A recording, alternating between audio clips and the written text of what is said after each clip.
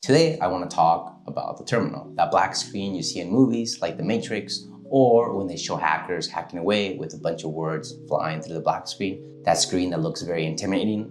I want to show you that it's actually not that deep and you can get started on using it today. So I'm going to break this into two parts. The first part is why bother learning the terminal at all? And the second part is 5 terminal commands to get you started on the terminal today.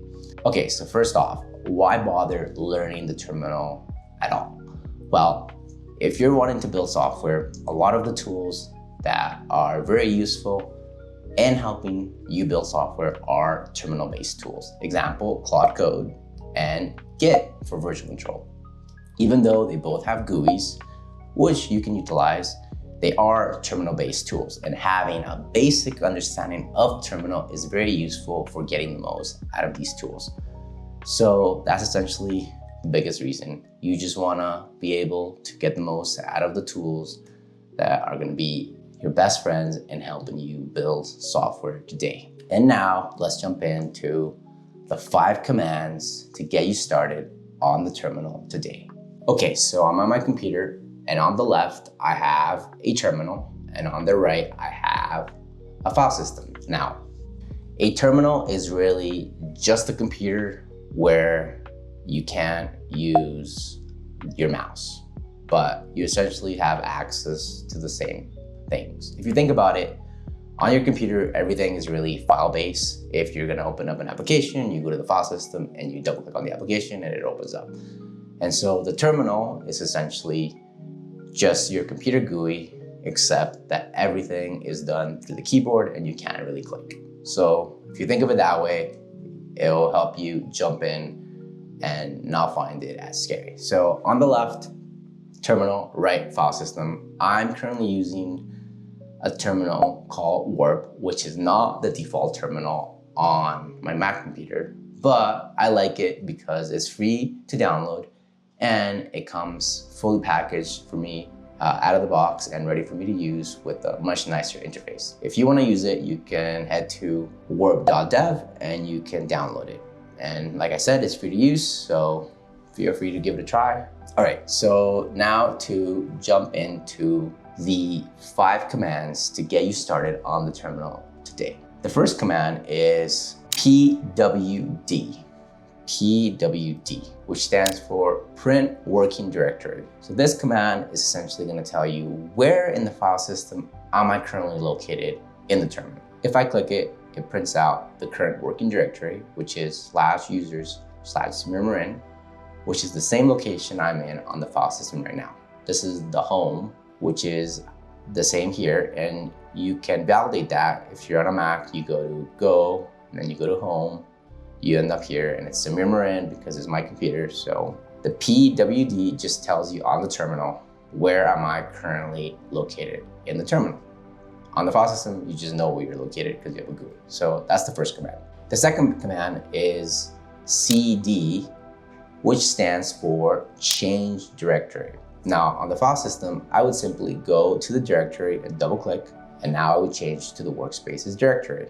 On the terminal, I would type cd workspaces, enter, and now I would change to the workspaces directory. And then you can type pwd for print working directory, and you can see where you are, which is the workspaces directory.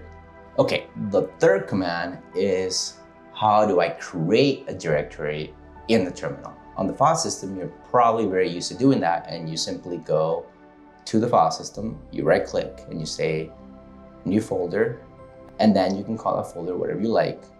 SamirMarin, new folder. Now on the terminal, I can do the exact same thing, but I need to type mkdir, which is make directory.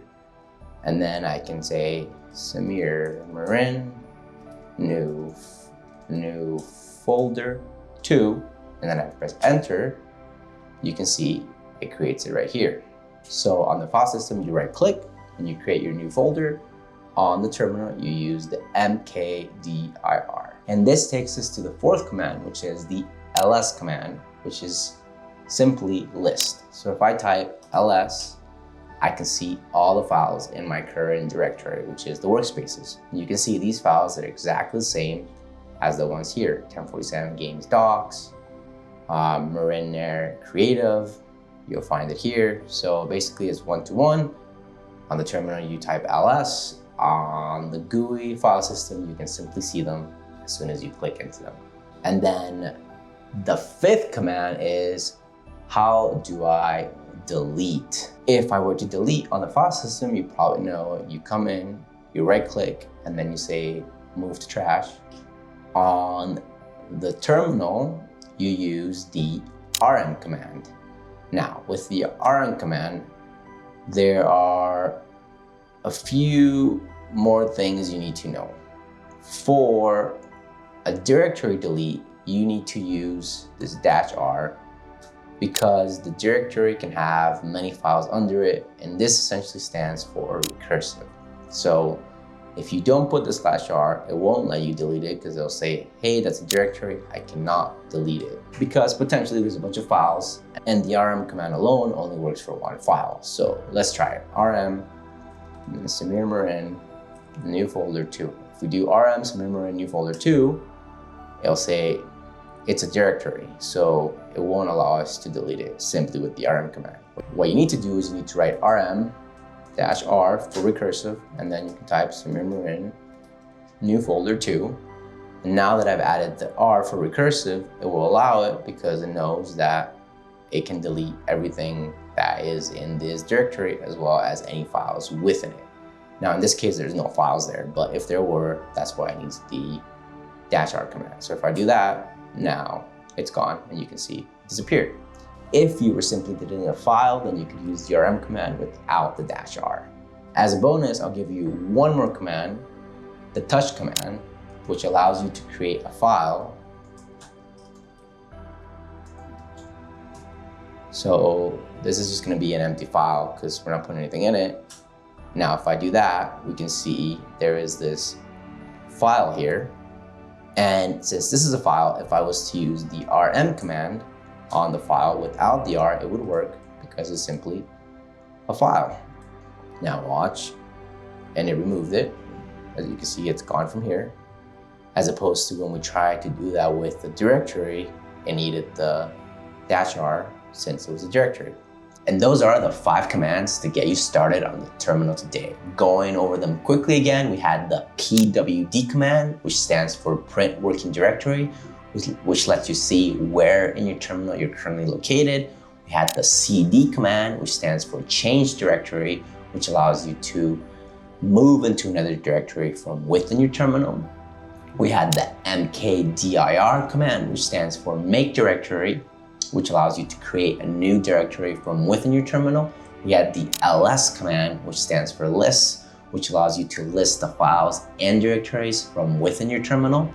And then we had the rm command, which stands for remove, which allows you to delete files or directories from within your terminal. And then we had that bonus command, the touch, which allows you to create a file from your terminal.